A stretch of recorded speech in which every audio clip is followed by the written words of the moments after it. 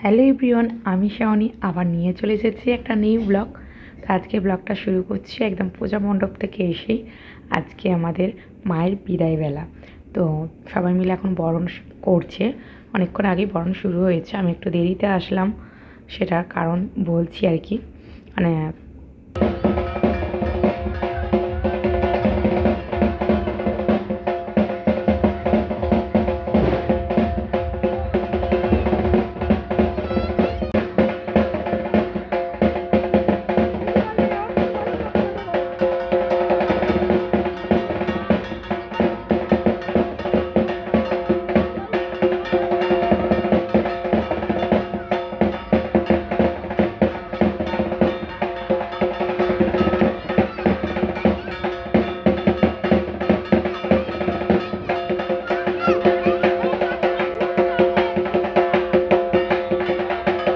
আগের বছরের ব্লগে তোমরা দেখেইছো আজকের দিনে আমাদের খিচুড়ি ভোগ খাওয়ানো হয়।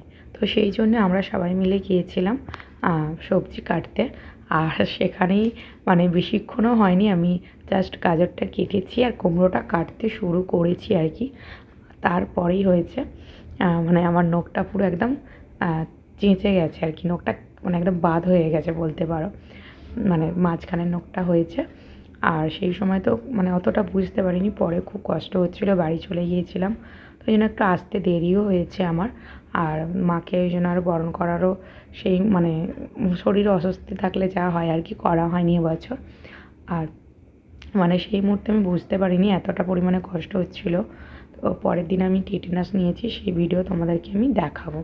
তো এখন সবাই মিলে করছে এখানে সিঁদুর খেলা, আর আমাকেও দিয়েছে, আমি দেখাচ্ছি তোমাদের। আর তো খিচুড়ি রান্না ওইদিকে চলছে। আর তারপরও আমি মাঝখানে না একবার পড়ে গেছি, মানে নখটা উঠে যাওয়ার পর আবার আমি বেরিয়েছিলাম একটু ঘুরতে এদিক ওদিক, আবার আমি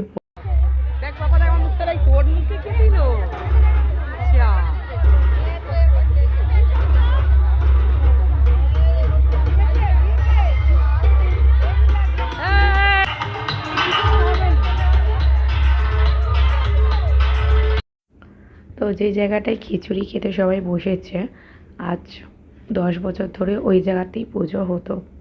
তো কিছু মানুষের কারণেই আজকে আমাদের পুজোর স্থান পরিবর্তন করতে হয়েছে। তো মা হয়তো চায়নি ওই জায়গাটাতে পুজো হোক, কেননা যেখানে ভালোবাসা নেই সেই বাড়িতে মা কোনো দিনই যায় না, এটা আমরা সবাই জানি। তো সেই কারণেই হয়তো মায়ের স্থান মা নিজেই বেছে নিয়েছে। তো এটাতে আমরা সবাই খুব আনন্দিত, খুব খুশি। আর এবছর মানে প্রতি বছর যেন এইভাবেই আমরা খুব শান্তিপূর্ণভাবে পুজো করতে পারি। ও এখন খাবে না কি ওই স্বামী কোথায় গেল?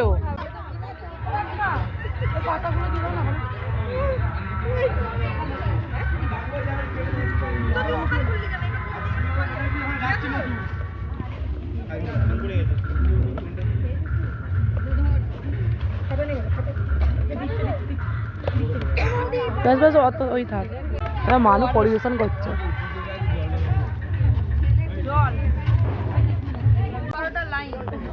খিচুড়ি নষ্ট করছে, আমার পাতে কিছু নেই। ওই তো ওই খিচুড়ি নষ্ট করেছে। দিদি এত নষ্ট, এই এতগুলো লোক দাঁড়িয়ে আছে খেতে পারেন, তুই নষ্ট কর একবার। এই দেখ এখানে অনেক। এই যে আমাদের একটা দিদি হচ্ছে খিচুড়ি তুলছে, আর এই তিথি লাস্টে এসেছে, কোনো কাজ করে না সারাদিন। বলে দেখ গামলিটা তো দিলাম, ওই বলছে গামলিটা তো দিলাম বল। এখন আমাদের আলুর দম তুলছে তিথি মণি।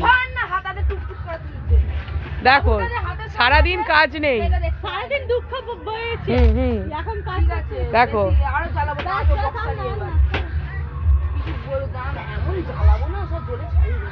কিচ্ছু কাজ করে না সারাদিন, মেয়েটা বসে বসে খায়, এখন কাজ দেখাতেছে। দেখো কিছু কাজ নেই, এখানে কিছু কাজ আছে। লোক এসে বলে হ্যাঁ সব কিছু করে এখন গেমি তুই আছে। হাত ধরে এনাটু হাত ধরে ছেড়ে দিয়ে আমাকে আমার ক্যামেরাটা ভালো, দাগটা হতে পারে, দেখতে ভালো লাগছে। দেখি যা আছে হয়ে যাবে।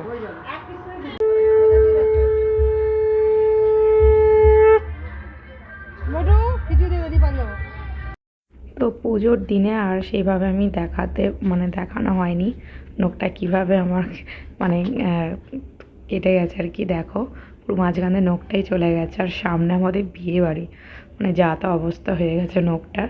তো তার ব্লগও আসবে, খুব সুন্দর সুন্দর বিয়েবাড়ির ব্লগ আসতে চলেছে।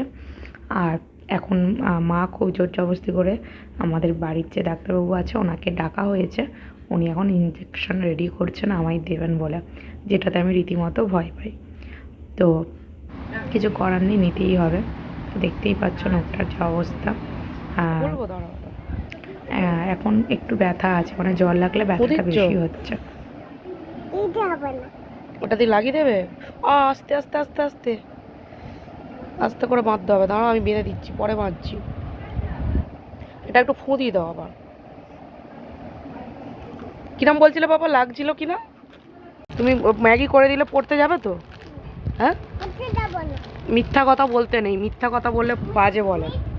আমি কি তোমার মিথ্যা কথা শিখিয়েছি ছোট থেকে? না, মিথ্যা বলতে নেই, বাজে বলে মিথ্যা কথা বললে। সবসময় সত্যি কথা বলবে।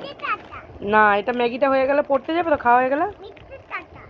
কেন মিথ্যা কথা বলবে কেন? কেন বলবে কেন? না বলতে নেই। না বলবো না। না।